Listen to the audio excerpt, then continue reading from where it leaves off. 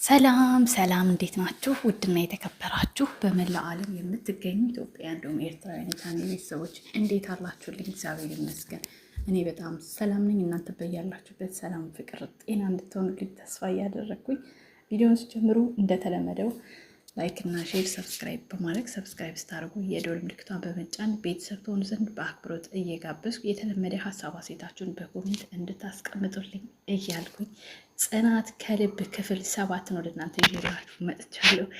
በትናንትናው ዕለት እንግዲህ ጆከርና ሰኒን ለማቀራረብ የጆከር አለቃ የሄደበት መንገድ ደስ ሲል ነበረ። ግን ሁለቱም በጣም ፍክክርና እልህ ውስጥ ስለሆኑ ምንም አይነት ነገር መነጋገር ሳይችሉ አለቃው ተመልሶ መጥቷል ማለት ነው። በዚህ አጋጣሚ እልህ በጣም ቤትን እንደሚያፈርስ በእነሱ ማየት ትችላላችሁ። እየተዋደዱ መራራቅ ደግሞ በጣም ይከብዳል እና ቢያንስ አንድ ሰው መሸነፍ ያለበት ይመስለኛል። እና ተሸነፉ፣ አትድረቁ። በቃ ፍቅራችሁ ማዳን የምትፈልጉ ከሆነ መድረቅ አስፈላጊ አይደለም። በሌላ በኩል ደግሞ ራኬብ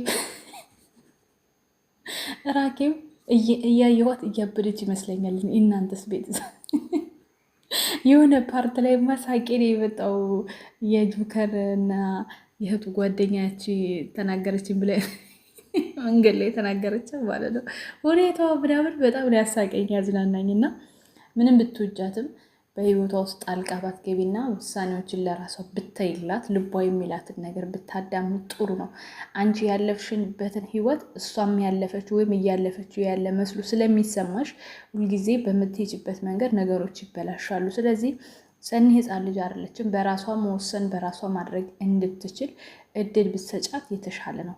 አሁን ለምሳሌ ጆከር እህት ጎበዝ ናት። ነገሮችን የምታደርገው በጥሩ መልኩ ነው።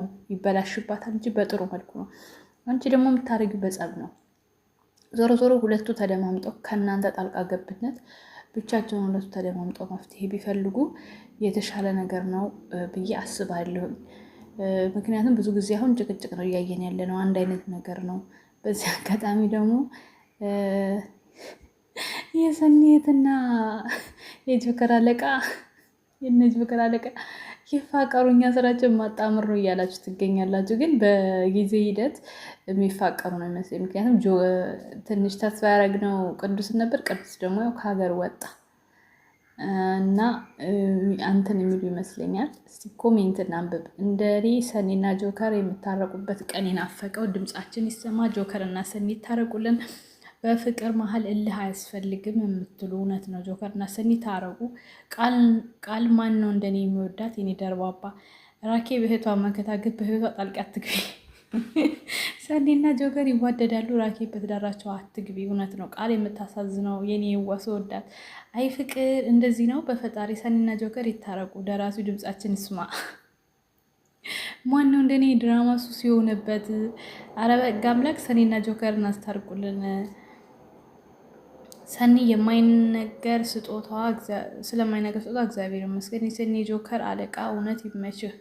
በጣም በጣም በጣም ለማስታረቅ እነሱን የሄደበት መንገድ ደስ የሚል ነው። ማለት ሌላ አለቃ ቢሆን እንደዛ ሲጣሉ ሲደባደቡ ምናምን ስራዬን አበላሻችሁ ብለው ያባርራል ሁለቱንም። እሱ ግን ለማስማማት የእነሱን ፍቅር እያየ እንዲዋደዱ እንዲቀራረቡ ነው እያደረገ ያለው ማለት ነው። ሁሉም ሰው ቃልን ይሰድባታል። ቃል መከበር አለባት። የምር ቃል አለቃ ናት ለስሙ፣ ግን ይሰድቧታል። ለምንድን ነው? ቃል ሁሉም እየተነሳ እንዲጮህብሽ አትፍቀጅላቸው። እንደ አለቃ ራስሽን አክብሪ። እውነት ነው። መቼ ነው ሰኒና ጆከር የሚታረቁት? ምስኪን ቃል ሁሉም እየሄዱ ይጮህባታል። ደግሞ ስታምን ደግሞ ዝምተኛ ስለሆነች ነው የሚጫወቱባት እኮ በነገራችን ላይ። ሲቀጥል ደግሞ አለቃ ከሆንሽ ስራ ቦታን እናንተንን መለየት አለብሽ እንዴ። ምን ስለሆኑ ነው የሚጮህብሽ? ወይ ጆከር አበዛከው፣ ወይ ታረቅ፣ ወይ ውጣ ከህይወቷ። ምን ወሰድ መለስ ያደርጋል እንዴ? ምን ያርግ ታዲያ? እሱ ብቻውን፣ እሷ መንቡር እሱ መንቡር። ሰኒና ጆከር አስታር። ወይኔ በላቸው። ሰኒና ጆከር አበዛችሁት። አራት ጀጀሉ። ሰኒና ጆከር ታረቁ። ወይኔ ዛሬ ራኬ በጣም አበዛሹ። በሰው ህይወት ጣልቃ አትግቢ። ሮቤል ደግ አረካቸው። አንድ ቤት ዘግቶባቸው ሄደሱም። ወይኔ እንዳጉዴ ራቆይኒ ድንቡሽ የሰኒ ጠበቃ ግን በልክ አድርጊው። ጆ እና ሰኒ ችግራቸው ራሳቸው ይፍቱ። አለቃው ተመቸኝ አልገባቸው ካለ አንድ ቤት መቆለፍ ነው። በንግግር ይፍቱት ብሎ ይመቸው አለቃ። ወረቀት አድርሼ ልምጣ ብሎ ቆልፍ በሩን። እንደው እድሌ። ሰኒ ግን ትዕግስት የላትም ለመረዳት አሞክርም። መጮህ ብቻ እኮ እሱ እኮ ነው ችግሩ። የብሩክ ድምፅ ሲያምር። ጆከር እና ሰኒ መታረቅ አለባቸው። ሮቤል ሰኒን እና ጆከርን ካስታረክልን ትልቅ ውለት አለብን። ራኬብ እንደኔ ያስጠላችሁ። ያው እሷም እኮ አይፈረድም፣ ግን ታናድዳለች። ሰኒና ጆከር ምን ነው አቦ ውሃ ይፈላልን አላችሁ። ሮቤል ደስ ሲል ጆከር እና ሰኒን አስታርቅ። ማን ነው ጆከር እና ሰኒን የሚወድ? ወይኔ ቃል ስታሳዝን ምስኪን፣ ሁሉም ሰው ይጮህባታል። ግን አለቃቸው በጣም ምርጥ ነው። አራታይ ራኬብ በእህትሽ ህይወት አትግቢ። ውይ ለካ ጽናት ድራማ 2 ነው የወለደው። አሁን ገባኝ። ኧረ አለቃ ይመች፣ ቆለፈባቸው። ችግራችሁን ፍቱ። እውነት ነው፣ ግን ልጆቹ የሚገባቸው አይነት አይደሉም ሲጀመር። አይ ጆከር መታረቅ ሲፈልግ ሰኒ ትመናቀራለች፣ ሰኒ መታረቅ ስትፈልግ ጆከር ይመናቀራል። መጨረሻቸው ምን ሆነ? መመናቀር የሚባል ልጅ ይወልዳሉ። አለቃ ተባረክ፣ ጥሩ ስራ ነው። በር ተቆለፈባቸው። ችግሩ ሳያወሩ ተለያዩ። አለቃው ሰውዬ ደግሞ ደግ አደረክ እንኳን ቆለፍክባቸው። ኮሜንት ጽፌ አላቅም፣ ግን አሁን ጽፋለሁ። ጻፊ ማሪ ስቲት አለ። የኔ ፍቅረኛ ጎቤው እልል ያለች ዱርያ አስረግዞ ቁጭ አለ። ወይኔና ፍቅረኛ አይ ጎቤውማ አሁን በቃ ስራ ያዙ። ከዚህ በኋላ ፈታ ነው። ልጃቸውን ይወልዳሉ፣ ያሳድጋሉ። ኧረ አንዴ ወንዶች ጠብቁኝ። ወይ ራኬብ ማፉ አላለችም። አልገባኝም። አለቃ አስታርቅልን። እውነት ነው አስታርቅልን። ኧረ ሰኒና ጆከር ይታረቁልን። አቦ ወደ ገደለው ግባ። አለቃችሁ ይመቸው።